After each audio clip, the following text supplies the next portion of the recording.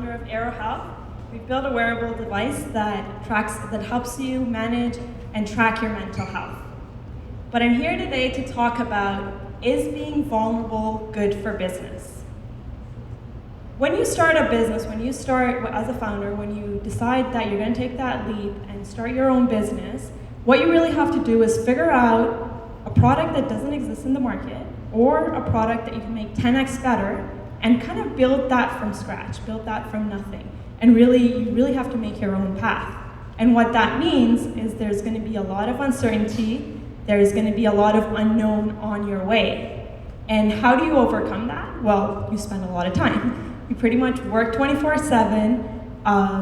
All your focus, everything you have, you put into making this company work and figuring out all those unknowns and uncertainty. And really, it doesn't take that long until you realize that your business is kind of like your identity now. Like, you're investing all you have in it, and now it becomes an extension of you. And along this path, money is always a concern. Whether you're at the start, where you're probably not really paying yourself well, you're probably not eating that well, you're living in a mediocre place, and all you're doing is really working, taking a break, working again, and you're doing that willingly, but it does take a lot out of you. And then you finally reach that step. Well, you figured it out, you got your business off the ground, and you've achieved the milestones you wanted to, and now you're going to go for investment. And some call it the practice meetings, but they're real people that you meet with, and when you meet the investors for the first time, they really make sure they make you feel shitty. They make you question pretty much everything you've done, and they have that look on their face that, like, are you serious? Are you really working on this? And that really changes you. Like, you can really tell if a founder has done investment or not. And it makes you a little bit more aggressive, it makes you think about your business more thoroughly, and it has a lot of good things that come out of it. But it's a tough business. It's tough to be a founder in a startup. And realities in the market, imagine you figured everything out, you kind of have a little structure around your work, but the realities in the market are always going to be there. When I was joining YC, one of the companies in that batch, they were doing super well, super smart founders. They had built this crazy software to control drones, and at that time drone was really big. A year and a half into it, VC backed, they were doing super well. And DJI, which is a huge drone company, released a product exactly like theirs with the exact same features. The year and a half of work, all that amazing progress they had made in a year, and that's really good to have recurring revenue in that amount of time, it went down the drain, and the founders decided to pivot. Not everyone would decide that, but they did, and they kind of had to start from scratch all over again. And those are the kind of realities that you have in the market. But despite all of this, what you have to be as a founder, if someone asks you, how is your company doing, you always have to say, it's doing great.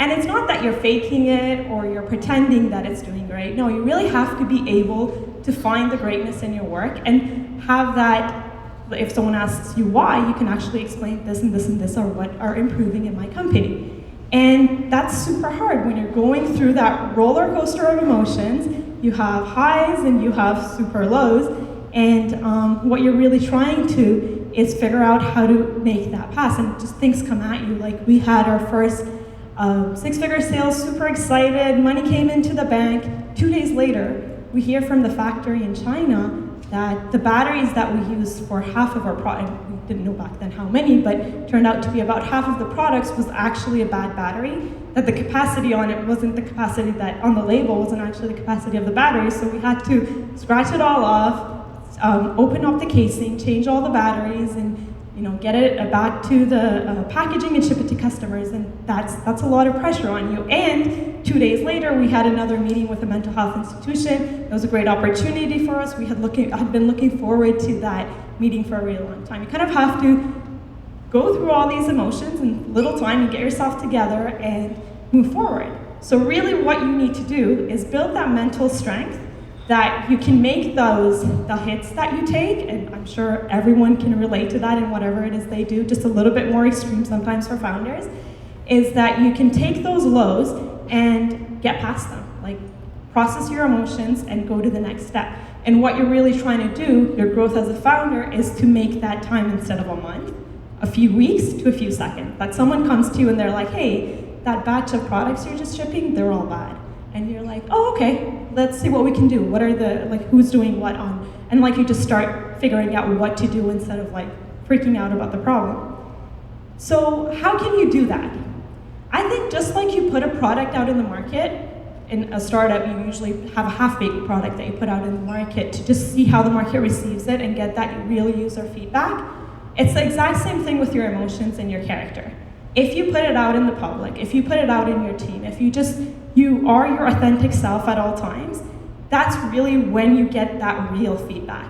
That's when you can actually, like, say you have a bad day, you go to work and you yell at one of your employees, and you're gonna see the reaction. You're gonna see the consequences of that true self that you brought to work. And someone's either gonna come and tell you, or you're gonna notice that no one's talking to you that day, or everyone's like really pissed off that day, that you have to change. Like, you can't be angry at work, like that just doesn't work. And just by putting yourself out there, you get that real feedback, just like a product. Like, you'll know what's good, what are your weaknesses, what are your strengths, you learn from it, you grow, you move on to the next thing.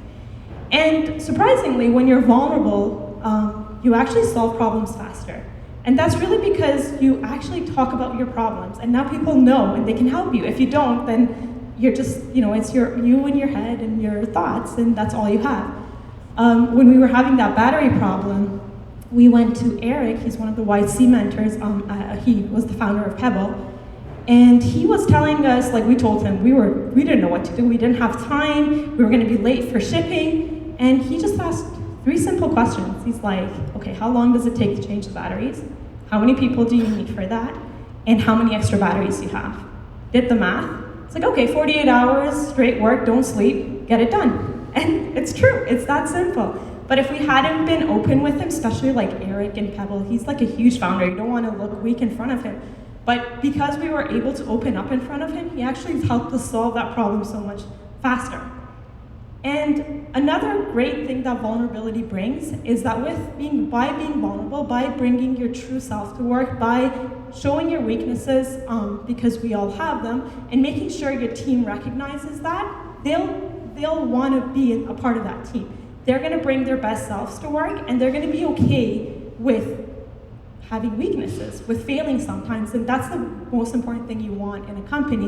You don't want problems to hide. You want people to come to you with their problems to be able to solve them, because you're always going to have problems.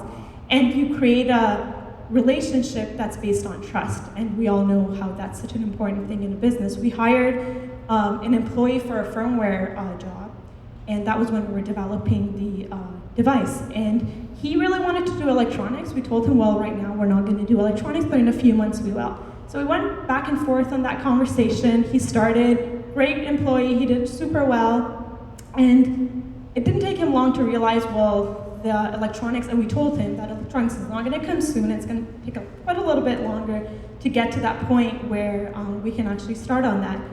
And in a few weeks, they started seeing this great hit in his productivity, and it was like, oh, he's not being himself, like he's not being that great person that started earlier. So I had a frank conversation with him, sat him down, talked to him about what's going on, like something's happening, and I told him I kind of suspected what's going on, and just by being vulnerable and letting him know what's going on, and that was really like scary for the business for him to leave, I told him that I understand that we're not doing electronics, and it's totally fine if, like, I gave him the room to actually be vulnerable in front of me and be like, yeah, I really like the company, but I'm not going to be able to help, and like I really want to do electronics as well. So we actually came up with an exit strategy for him, and he, in 2 weeks, had all the documents we needed. We weren't left with an employee quitting all of a sudden, and he helped us hire the next person. He's now moved on to his role, and we actually hired someone else that actually worked out really well and super into the job, and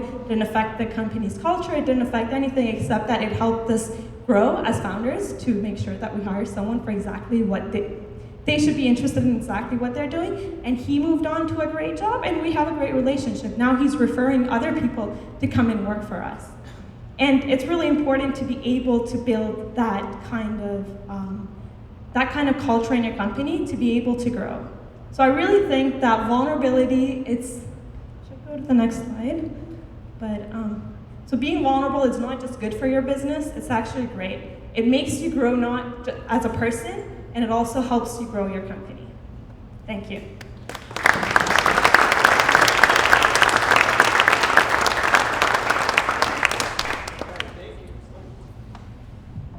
Thank you, Maryam. That was really cool. I don't know if anyone's seen that TED Talk, The Power of Vulnerability. Probably a few people. I know this is something that I struggled with a lot early in my career, and I thought it was interesting the way you described the difference between, where it's important to be vulnerable, but also times where you have to say it's great. I think that's an interesting dichotomy to know kind of what's the appropriate behavior at different times. So questions. Who has some questions?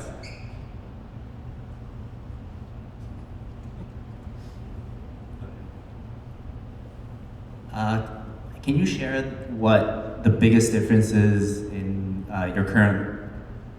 So say you were yourself 5 years ago. What did you imagine that your current day-to-day life would be like, and how is that different from what you're actually living day to day? I guess personally, and also your role in the company. Yeah, that's an interesting question. 5 years ago was about when I graduated, so it's the perfect time to change your life. I really didn't know exactly actually what I'm gonna do. It took me a little bit of working in the industry, working in corporate, to figure out that's not what I wanna do, and starting my own business. And I think a lot of it, it's just going for the opportunities that I got, and then one after the other, I started the startup world, just seeing if it's makes sense for me. And before I knew it, it's 2 years now, and I didn't expect to be here, but now that I think back, I'm everything I did was leading up to starting my own company. Does that answer your question?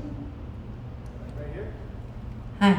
I think as we look around the room, we kind of see something unique in Waterloo, which is that we have way more women who get involved and who are visible and present. But your topic kind of touches on something that sometimes women are extra nervous about showing, which is vulnerability, which is kind of asking for help.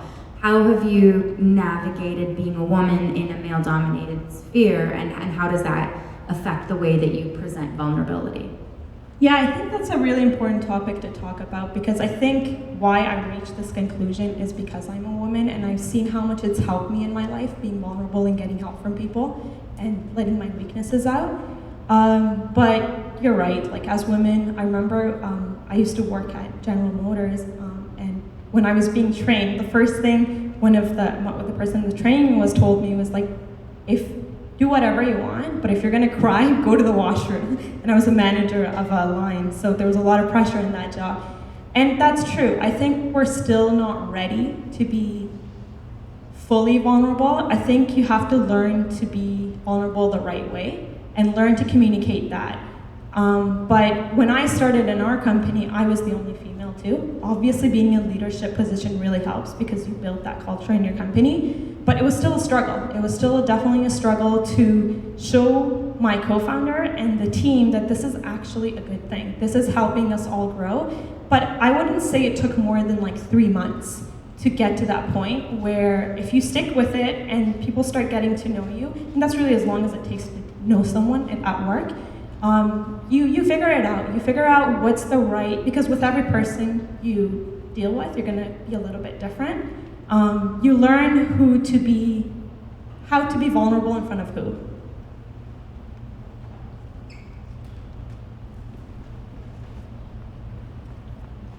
I was just curious who your mentors are and what they've meant to you getting to where you are today. Yeah, I'm actually a part of Fierce Founders in Communitech, so I'm lucky to work with Karen. She's been so great to learn from, especially having another female mentor. That doesn't happen often. I've been lucky to have that. And I think the biggest thing you learn, which kind of goes with the talk, is that you really have to give context around your problem and tell them exactly what's going on and what you think is going on, and leave the rest up to them to have their understanding of it and then giving you advice. You can't censor things, you can't, because you always want to look good. You always want to be better than you are, even in your own head. So you have to just learn to have that honesty with your mentor to be able to actually, and that took us, we were a part of the EDGE program at Community Tech too, and I wouldn't say the same thing about that experience. It actually takes a little bit to get that confidence to be like, okay, if I'm gonna learn, I better actually get help from my mentors. And I think that's the biggest thing I've learned from Karen is that it's okay to ask for help, and especially on things that sometimes are existential. Like if you don't do this, your company could die, and it's okay to talk about it. And that's a reality of every startup, is that that could happen. Thank you, Maryam.